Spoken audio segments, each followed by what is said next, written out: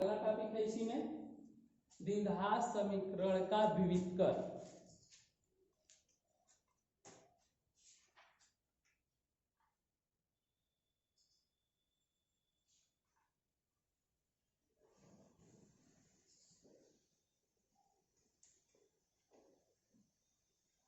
द्विघात समीकरण का विविधकर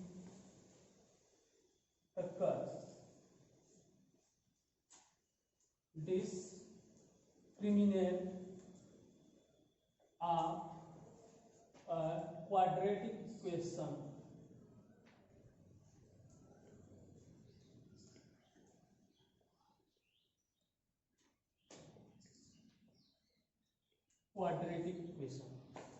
discriminant of a quadratic equation. ये क्या होता है?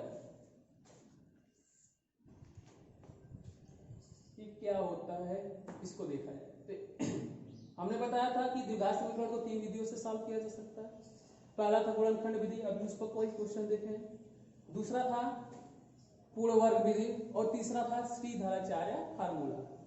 तो श्रीधराचार्य फार्मूला किससे मिला था? हमें कंप्लीट स्क्वायर मेथड से ही मिला था। पूर्ण वर्ग विधि से ही जो फार्मूला बना था उसी को कहा जाता है श्रीधराचार्य फार्मूला, क्योंकि वो किसने उसको बताया था, किसने उसका निगमन किया था? श्रीधराचार्य जी ने। ठीक है, तो क्या है वो फार्मूला, उसको लिखा जाए थोड़ा सा। तो क्या होता है? x is equal to minus B plus minus root B square minus 4ac upon 2, ये होता है। तो अब यहां से ही हमें विविधकर मिलता है। अब विविधकर का कार्य क्या होता है? किसी भी द्विघात समीकरण के मूल के बारे में जानकारी देना कि मूल कैसा होगा, मूल वास्तविक होगा कि काल्पनिक होगा। ठीक है, तो चलो देखा जाए। यहां पर अगर हम कह रहे हैं थोड़ी सी कुछ जानकारी देख लिया जाए कि अगर x के अंदर हम 16 लिखें तो 16 का इसका मतलब क्या होगा कि 16 का वर्गमूल, और 16 का वर्गमूल क्या हो जाएगा? Plus minus 4। ठीक है, रूट के अंदर अगर हम क्या लिखें? 0 लिखें तो 0 का वर्गमूल 0 ही हो। ठीक, आगे चलते हैं। अगर रूट के अंदर हम 16 न लिख के माइनस 16 लिखें तो इसका मतलब क्या होगा कि माइनस 16 का वर्गमूल, और माइनस 16 का वर्गमूल वास्तविक तो हो नहीं सकता, क्योंकि किसी भी संख्या का अगर कोई भी संख्या लेंगे, चाहे प्लस में लेंगे चाहे माइनस में, उसका वर्ग तो हमेशा क्या मिलता है? धनात्मक मिलता है। चलो देख लिया जाए कि माइनस का अगर हम कह देते हैं कि -4 का भी वर्ग कर लो तो भी 16 मिलेगा, +4 का भी वर्ग कर लो तो भी हमें क्या मिलेगा? 16। यानी -16 किसी का वर्ग होता ही नहीं है। तो याद रखेंगे, अगर करड़ी में कोई संख्या है और वो ऋणात्मक है तो वह संख्या वास्तविक संख्या नहीं होती है। क्यों? क्योंकि इसका वर्ग करेंगे तो वो कभी धनात्मक नहीं होता है। वास्तविक संख्या का डेफिनेशन क्या होता है, या वास्तविक संख्या कहते हैं किसे हैं? तो वह संख्या जिसका वर्ग धनात्मक हो अथवा शून्य हो। देखो, इसका वर्ग करेंगे तो धनात्मक होगा? नहीं होगा, क्योंकि आगे माइनस है। इसका वर्ग करेंगे तो ये तो शून्य ही रहेगा, इसका वर्ग करेंगे तो प्लस माइनस 4 रहेगा, सॉरी 16 रहेगा, प्लस 16 रहेगा। इसका वर्ग करेंगे तो ये भी प्लस में रहेगा, ये 0 है, ऋणात्मक नहीं होना चाहिए। तो इससे करेंगे वास्तविक संख्या। तो अब आगे आते हैं विविधकर। अब इस फार्मूले में थोड़ा सा देखेंगे कि फार्मूले में रूट है हमारा B square root B square minus 4ac। तो हमारा कंडीशन क्या क्या बन सकता है? कंडीशन क्या क्या बन सकता है? कंडीशन हमारा केस फर्स्ट क्या बन सकता है? केस फर्स्ट कि जो रूट के अंदर वैल्यू है बी स्क्वायर माइनस 4ac, उसका मान हो सकता है 0 हो जाए, हो सकता है 0 हो जाए। केस सेकेंड क्या बन सकता है? केस सेकेंड क्या बन सकता है कि बी स्क्वायर माइनस 4ac की जो वैल्यू है 0 के बराबर न हो, तो 0 के बराबर न हो तो कंडीशन क्या हो सकता है कि 0 से बड़ा हो सकता है या फिर 0 से छोटा। 0 से बड़ा होगा तो धनात्मक होगा और 0 से छोटा होगा तो ऋणात्मक होगा। 0 से बड़ा यानी greater than 0, B square minus 4ac का मान ग्रेटर देन 0, इसका मान 0 से बड़ा हो सकता है। या फिर तीसरा कंडीशन ऐसे बन जाएगा, तीसरा केस क्या कि बी स्क्वायर माइनस 4ac की वैल्यू लेस देन 0 हो सकती है। ये तीन कंडीशन, इन तीनों के अलावा और कोई कंडीशन हो ही नहीं सकता, क्योंकि इसका मान कोई भी क्वेश्चन सॉल्व करते हैं या किसी का भी आंसर क्या हो सकता है, 0 हो सकता है, 0 से बड़ा यानी धनात्मक हो सकता है या फिर ऋणात्मक हो सकता है। तो इसको भी सॉल्व करेंगे तो यही कंडीशन बनेगा, या तो इसका मान 0 होगा या फिर ग्रेटर देन 0 होगा या फिर लेस देन 0 होगा। अगर इक्वल टू 0 आएगा तब यह क्या बताता है इसके बारे में, वो हम खुद देख लेते हैं, यहीं से देख लेते हैं। चलो यही कंडीशन रख कर देख लिया जाए, तो चलो देख लिया जाए। तो कितना हो जाएगा, जब बी स्क्वायर माइनस 4ac का मान अगर इसमें 0 रख देंगे तो हमें मिलेगा क्या, क्या मिलेगा, x is equal to minus B plus minus 0 का वर्गमूल 0 बटे में 2। तो हमें x का मान क्या मिलेगा, माइनस बी बटे में 2a। एक ही मान मिला ना, यहाँ पर एक मान नहीं मिलेगा, क्योंकि द्विघात समीकरण के कितने मूल होते हैं, 2। तो दोनों बराबर हो जाएंगे, और किसके बराबर होंगे, माइनस बी बाई 2a के बराबर। ठीक है, और वास्तविक होंगे, क्योंकि a और b और c कैसी संख्याएं होती हैं, वास्तविक संख्याएं। तो जब वास्तविक संख्याओं का गुणा या भाग करते हैं तो रिजल्ट भी हमें वास्तविक संख्या ही मिलता है। नेक्स्ट, अगर यहाँ पर देख लीजिए इसका मान ग्रेटर देन 0, ग्रेटर देन 0 का मतलब धनात्मक। तो अगर यह संख्या धनात्मक हो जाएगी, धनात्मक यानी 4 हो जाए, 16 हो जाए, चाहे जो भी हो जाए, 9 हो जाए, मतलब धनात्मक हो, तब धनात्मक संख्या के वर्गमूल 2 मिलेंगे। कौन कौन से, प्लस और माइनस। तो यहाँ पर मूल क्या होंगे, अलग अलग होंगे। प्लस लेंगे तो अलग मान मिलेगा, माइनस लेंगे तो अलग मान मिलेगा। और इसी तरह से अगर यह मान 0 से छोटा हो गया यानी ऋणात्मक, तब वह मूल क्या होगा, काल्पनिक होगा, अस्तित्व में नहीं होगा, काल्पनिक होगा। इसी बात का हमें ध्यान देना है। तो यहाँ पर थोड़ा सा देखते हैं कि केस फर्स्ट क्या होता है, में इसको थोड़ा सा लिख देते हैं, ध्यान देंगे, इस पर क्वेश्चन बहुत आता है, 1 नंबर फिक्स है बोर्ड में। देखते हैं केस फर्स्ट क्या होगा, when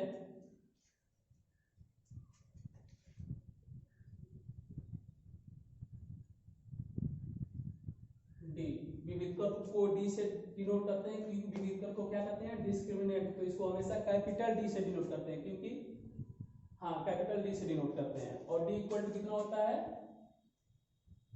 B square minus 4ac, यही हमारा डिस्क्रिमिनेंट होता है जो मूलों के बारे में बताता है। तो D is equal to B square minus 4ac का मान क्या हो, इक्वल टू 0, का मान इक्वल टू 0 हो, तब हम क्या कहेंगे, तब ये क्या बताता है कि मूल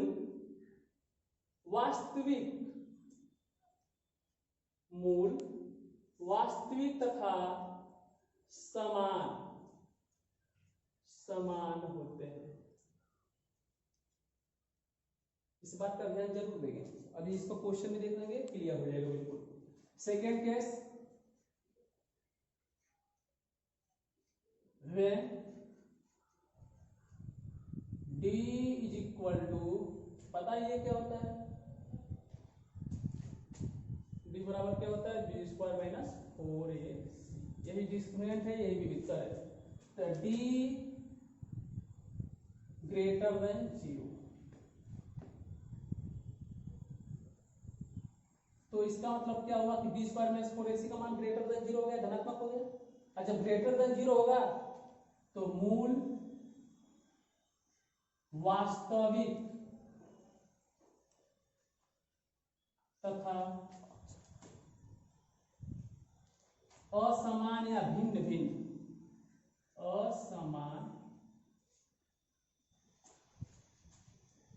भिन्न या अलग अलग होते हैं। अब यहां पर भी एक केस और बनेगा, 2 केस बनेगा।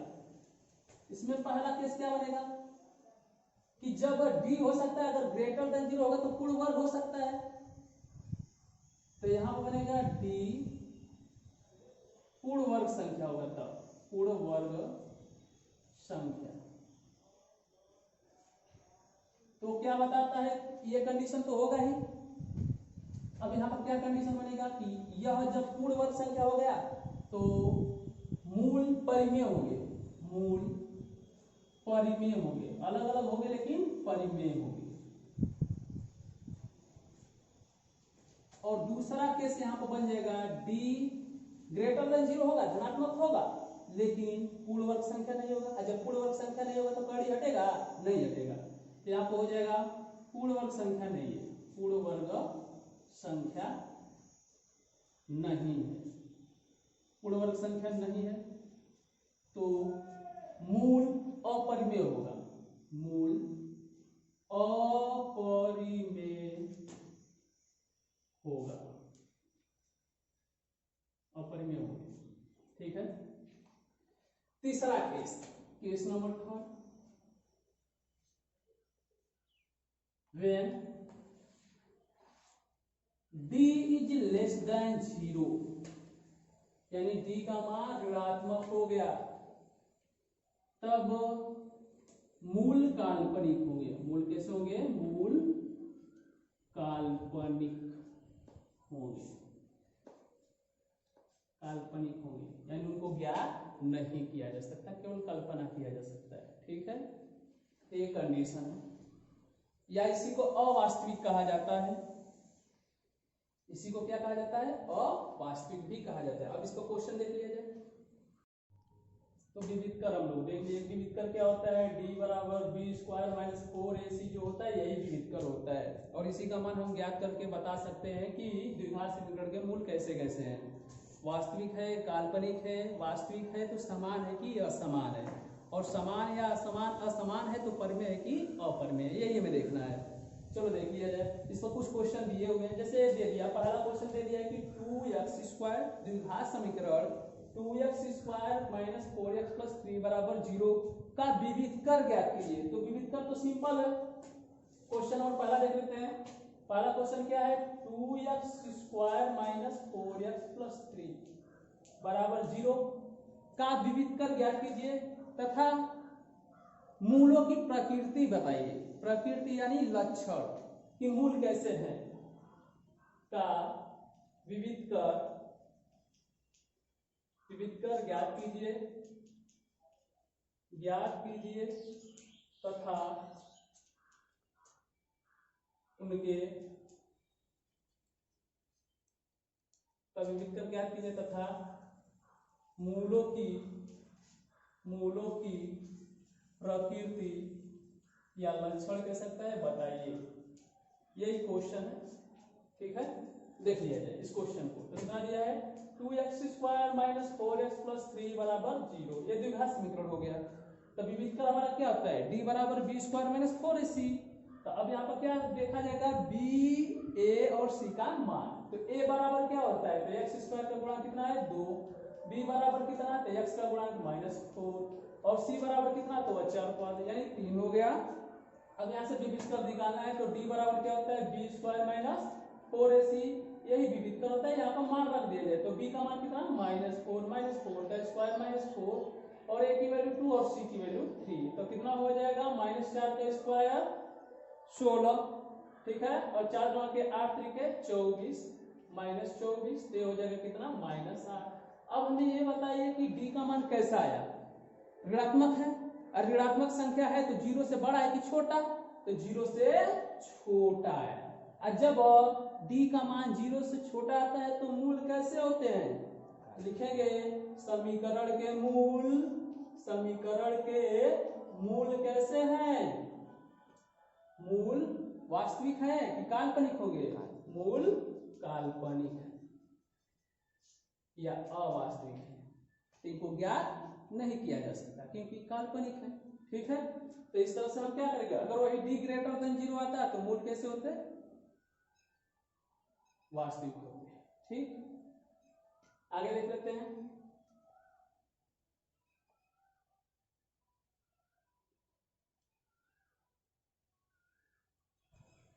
ठीक है, नेक्स्ट क्वेश्चन नंबर सेकेंड, बिल्कुल सेम क्वेश्चन है, वही चीज है कि उसका भी विविध कर ज्ञात कीजिए तथा मूलों की प्रकृति बताइए। दोनों क्वेश्चन एनसीईआरटी के क्वेश्चन है। तो कितना दिया है?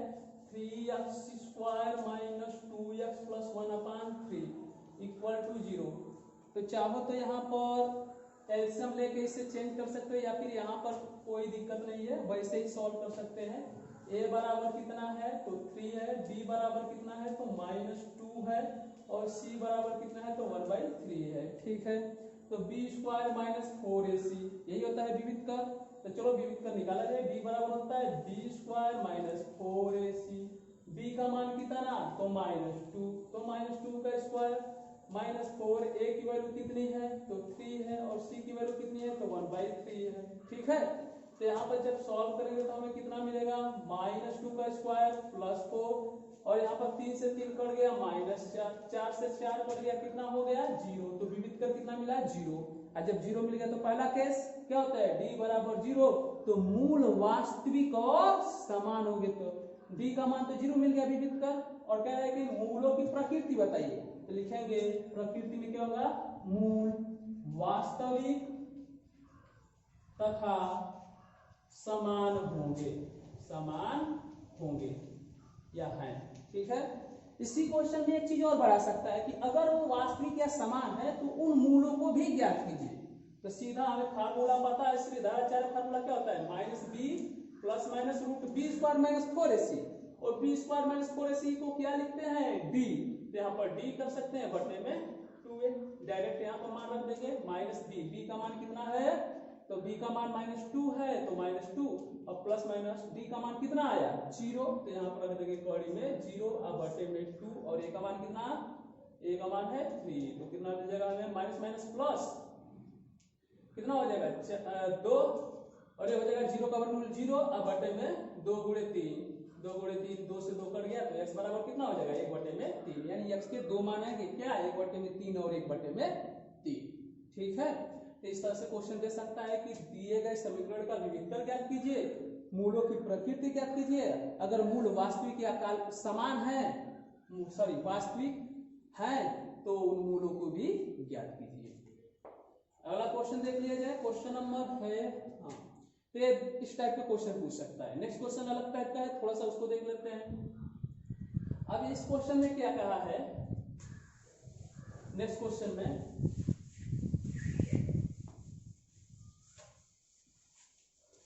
कहा है कि इस द्विघात समीकरण के मूल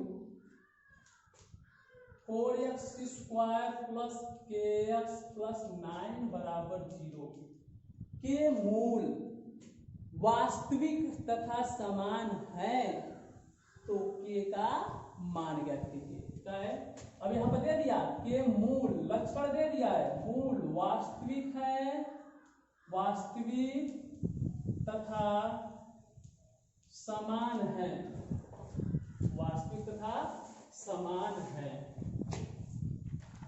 समान है, तो k का मान हमें क्या करना है फाइंड आउट करना है कि k का मान यहाँ पर क्या होना चाहिए। तो अब हम कंडीशन जो दिया उसी कंडीशन के अनुसार चलेंगे, कहेंगे कि क्या मूल क्या है वास्तविक और समान, और मूल वास्तविक और समान कब होता है जब विविधकर d का मान कितना होता है 0 होता है, विविधकर d का मान कितना होता है 0 होता है, और d का मान कितना होता है b स्क्वायर माइनस 4ac बराबर 0। लिखेंगे मूल वास्तविक तथा समान है तो d बराबर 0, और d बराबर 0 तो d का मान कितना b स्क्वायर माइनस 4ac रख दिए यहाँ पर बराबर 0 हो गए। अब b का मान यहाँ से देख लेंगे कितना है k है तो k का स्क्वायर माइनस 4, a का मान कितना है तो 4 है, और c का मान कितना है तो 9 है इक्वल टू 0। तो हमें कितना मिल जाएगा k स्क्वायर 4 गुणे 4, 4 चौके 16, 16 ना 144 बराबर 0, तो हमें मिल जाएगा k स्क्वायर माइनस है उधर जाएगा तो प्लस, तो कितना हो जाएगा 144, तो हमें क्या मिल जाएगा k स्क्वायर बराबर सॉरी k बराबर प्लस माइनस 12, यानी k के दो मान हो जाएंगे, प्लस 12 भी हो सकता है और माइनस 12 भी हो सकता है। ठीक ना, तो ये कंडीशन दे सकता है। इसी तरह से इसी क्वेश्चन में कह सकता था, यहाँ पर कंडीशन अलग अलग दे सकता है, कह सकता है कि k मूल वास्तविक तथा समान है, तो मूल वास्तविक तथा समान है तो k का मान यह होना चाहिए, लेकिन इसी क्वेश्चन में दे सकता था केवल मूल वास्तविक है, वास्तविक और असमान, वास्तविक और असमान कर दे, तब मूल वास्तविक और असमान कब होते हैं जब d ग्रेटर देन 0 होता है, डी ग्रेटर देन जीरो होता है, सेकेंड केस। तो डी ग्रेटर देन जीरो लेके चलेंगे और डी का मान कितना होता है, बी स्क्वायर माइनस 4ac यहाँ पर रख देंगे ग्रेटर देन जीरो। अब उसी को सॉल्व कर देंगे, बी का मान कितना, तो बी का मान कितना हो जाएगा के, तो के स्क्वायर माइनस 4, ए का मान 4 और सी का मान कितना है 9 ग्रेटर देन जीरो। तो अब यहाँ पे समीकरण नहीं बनेगा, एक नया टॉपिक है, असमीका बनेगा। समीका नहीं है, असमीका है। असमीका का मतलब दोनों पक्ष बराबर नहीं होंगे, कोई बड़ा होगा कोई छोटा। देखो लेफ्ट हैंड साइड यहाँ पर बड़ा है और राइट हैंड साइड क्या है, छोटा है, वैसे ही पता चल रहा है। तो कितना हो जाएगा, के स्क्वायर माइनस 16 नवा 144 ग्रेटर देन जीरो। ये हो जाएगा के स्क्वायर माइनस, अब इसको पक्षांतर नहीं करेंगे, इसको गुणनखंड करके ही सॉल्व किया जाता है। तो कितना हो जाएगा 144 और 144 को क्या लिख सकते हैं 12 का स्क्वायर ग्रेटर देन जीरो। अब यहाँ पर गुणनखंड करेंगे, देखो ए स्क्वायर माइनस बी स्क्वायर, एक कोष्टक में हो जाएगा के प्लस 12 और दूसरे ब्रैकेट में हो जाएगा के माइनस 12 ग्रेटर देन जीरो। याद रखेंगे, इसको सॉल्व करने का एक नियम है। असमीका पूरा एक टॉपिक ही है, असमीका के बारे में अगले टर्म को हम बता देंगे, क्वेश्चन नहीं सॉल्व होंगे तो, लेकिन अभी फिलहाल इतना ही देख लिया जाए। यहाँ पर हम क्या करते हैं, सॉल्व करते हैं, और सॉल्व करते हैं और रफ हमारा वर्क होता है। के का मान क्या क्या मिलेगा, दोनों को अगर जीरो करेंगे तो के का मान मिलेगा यहाँ से -12 और यहाँ से +12 करके देख लेते हैं। जब के +12 बराबर 0 तो के बराबर -12, और सेकेंड जब के -12 बराबर 0 तो के बराबर 12। हो गया दो मान। अब हम क्या करते हैं, संख्याओं को संख्या रेखा पर बाएं से दाएं बढ़ते क्रम में, संख्या रेखा पर संख्याओं को कैसे दर्शाया जाता है ये तो सबको पता है। बाएं से दाएं, left to right, increasing order में असेंडिंग ऑर्डर में डिनोट करते हैं। तो इन दोनों संख्या में कौन छोटी है, बढ़ते क्रम में लिखना है तो -12 पहले लिखेंगे, तो -12, उसके बाद दूसरी संख्या क्या मिली 12। अब तो कोई संख्या नहीं मिली है, ठीक है ना। अब हम क्या करते हैं, सबसे राइट साइड से प्लस माइनस प्लस इस तरह से लिख देते हैं। इतना करना हमें आना चाहिए। यही नियम है कि जितने भी गुणनखंड मिलेंगे, प्रत्येक गुणनखंड को 0 के बराबर जो भी मान मिलेंगे उसको संख्या रेखा पर बाएं से दाएं किस क्रम में, बढ़ते क्रम में, और लास्ट वाले से प्लस माइनस जितना भी होगा उतना करते चले जाएंगे। ये नियम है असमीका को हल करने का, इतना पहले ध्यान देंगे हम लोग। अगले टर्म में हम क्या बता देंगे, इसको हल करने का खूब अच्छे से क्यों ऐसा करते हैं ये भी हम बता देंगे, ठीक है। चलो अभी यहाँ पे समझ लेते हैं क्वेश्चन को। तो अब ये हो गया प्लस माइनस प्लस, हमारा क्या है, अब हमें इसको देखना है और इसको देखना है साथ में, अभी यहीं से आंसर लिख देना है कि क्या होगा। तो यहाँ पर अगर पूछे कि बताइए जो कथन दिया हुआ है, स्टेटमेंट दिया हुआ है, क्या कह रहा है कि लेफ्ट हैंड साइड का मान 0 से क्या होगा, बड़ा है ना, 0 से क्या होगा, बड़ा। 0 से बड़ा अगर कोई संख्या है तो उसको कौन सी संख्या कहते हैं, धनात्मक की ऋणात्मक, धनात्मक संख्या कहते हैं। 0 से बड़ा कौन सी संख्या, धनात्मक, और धनात्मक हुआ तो आप देखेंगे कि धन कहाँ है। अगर वही लेस देन 0 होता तो क्या देखते कि लेस देन 0 यानी ऋणात्मक, तो देखेंगे कि ऋण कहाँ है। इतना समझ में आया। क्या करेंगे, सबसे पहले इस स्टेटमेंट को देखेंगे, इतना करने के बाद कि लेफ्ट हैंड साइड का मान क्या होना चाहिए, ग्रेटर देन 0 होना चाहिए कि लेस देन 0। तो यहाँ पर तो ग्रेटर देन 0 है, यानी इसका मान बड़ा होना चाहिए। जब इसका मान बड़ा है 0 से तो धनात्मक संख्या, तो धन देख लेंगे कहाँ है। तो धन कब मिल रहा है, जब x का मान इधर जो भी संख्या होगी -12 से छोटी होगी, कहां तक होगी, तो अनंत तक होंगी। तो यहाँ पे लिखेंगे k का मान कितना हो जाएगा, तो k का मान छोटा होगा नहीं इधर, k का मान क्या होगा, छोटा होगा, किससे, -12, अथवा इधर भी तो प्लस है, अथवा करके लिखेंगे क्या, इधर जो भी मान होगा वो क्या होगा, k 12 से बड़ा होगा। तो यहाँ पे लिखेंगे k का मान बड़ा होगा किससे, सॉरी k का मान बड़ा होगा किससे, k ग्रेटर देन 12। यही हमारा आंसर होगा, यानी k का मान -12 से छोटा होगा और 12 से क्या होगा, बड़ा होगा। तभी यहाँ पर मूल हमें कैसा मिलेगा, वास्तविक और असमान मिलेगा, ठीक। लेकिन अगर वही यहाँ पर लेस देन कर देते हम, तो वो कौन सा कंडीशन होता, काल्पनिक वाला।